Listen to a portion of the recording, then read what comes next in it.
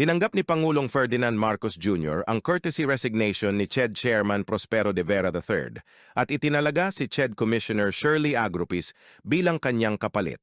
Ayon kay Executive Secretary Lucas Bersamin, bahagi ito ng bold reset ng administrasyon kasunod ng mababang performance rating ng Pangulo at resulta ng 2025 Senate elections.